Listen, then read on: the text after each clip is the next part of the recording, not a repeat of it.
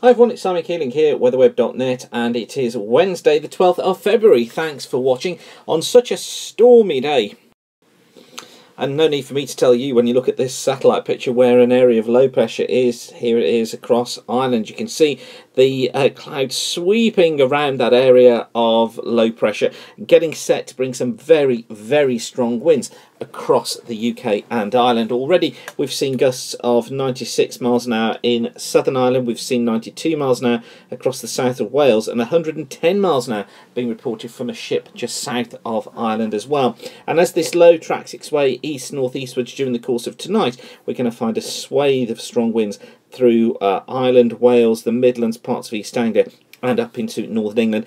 Gusts again of 90 miles an hour plus in exposed places. So some very rough weather on its way, and some very wet weather out there at the moment as well. You can see the main area of rain here on the radar going up through Scotland, eastern and central parts of England as well, with these heavy showers following into the west. And the radar also picking out some very heavy bursts of rain. That's the pink colours that you can see in here, and also here across the western parts of Scotland. Some extremely heavy bursts of rain tied in there too. And it's these waves of showers, as they come through, they're going to be bringing progressively stronger winds with them as they move in. So wet and windy afternoon ahead, but just wanted to focus in the medium to longer term in this forecast, because we're seeing some very interesting changes now taking place in the models as they're coming through. This is the 7 to 10 day mean of the ECMWF here on the left, and we've got the GFS ensemble here on the right. Remember, these are the 7 to 10 day means of both of these models. Now, what's interesting is the discrepancy that's now developing between the two. You notice the ridge here, look, through the British Isles. This is the period from next Wednesday through to Saturday the 22nd. And notice on the GFS, that ridge is kind of there, but it's a very, very weak affair. So it's hinting that the ECMWF certainly favours high pressure more than the GFS. But don't read too much into the detail of this just at the moment. What is interesting is that we're seeing the breakdown of the higher than normal heights that we've seen in this sort of region. They're now going. And although you can't read the detail into this, when you get discrepancies like this developing between the models, it's usually a good indicator that a change of conditions is on the way. And it looks as if that's what's going to be happening this time around.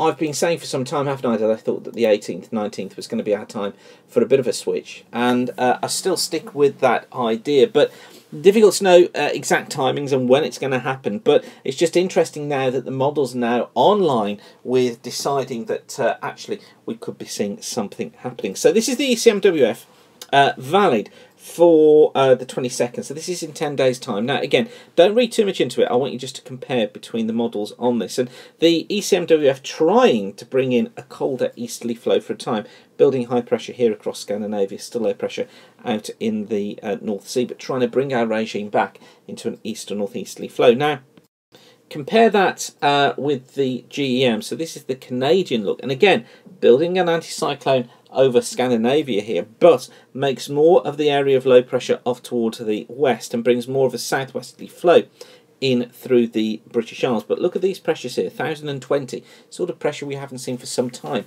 across southern parts of the UK. ECMWF ensemble looking like this, remarkably similar to the Canadian there, with a west-southwesterly flow. Lower pressures though in the south, still trying to maintain this westerly. And the GFS ensemble sticking with this idea of the westerly being in there too. And again, pressures not particularly high across the south.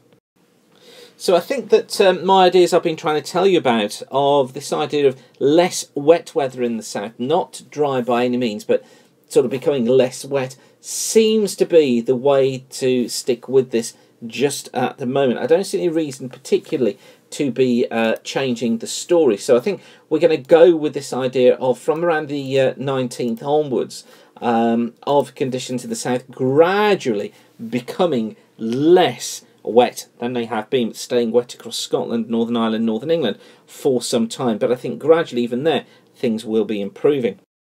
CFS trying to give us some guidance as well. What this is trying to do certainly sees the southwesterlies building in. Look, it tries to build temperatures here as we head into next week and toward the end of February.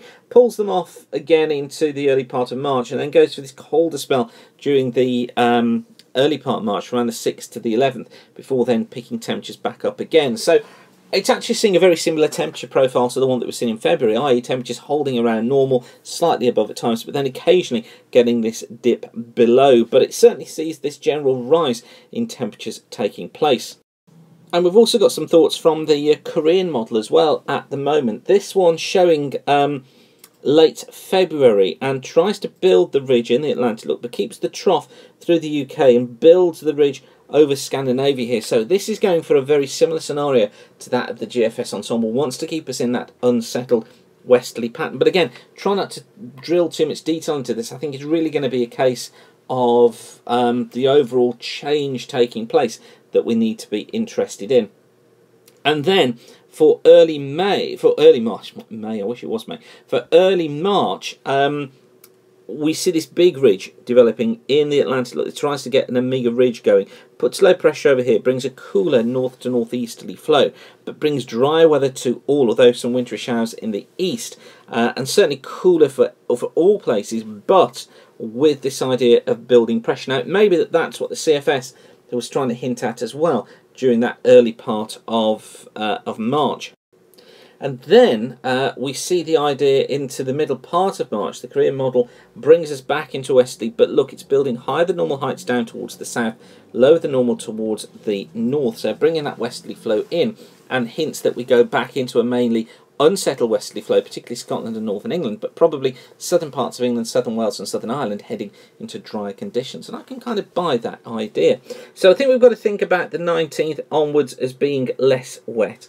I think then we need to think about this period sometime between the 2nd and the 10th of March as probably cooler and also drier too, particularly across the south. And then probably going into this period from the 11th to around the 20th, looking like being unsettled again, but the south probably on the drier side. So the earlier ideas that we had do seem to be holding water now, and it's something that we'll build on over the next few days.